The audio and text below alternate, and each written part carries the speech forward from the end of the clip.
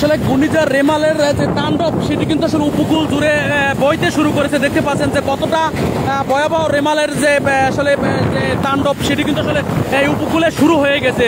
যে প্রচণ্ড আসলে বাতাস বইছে এবং পাশাপাশি আসলে বৃষ্টি অব্যাহত রয়েছে এবং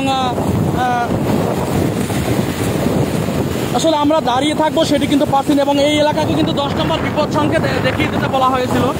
তো আমরা রয়েছি ঠাকুরগাঁও উপজেলার যে সদর ইউনিয়নের যে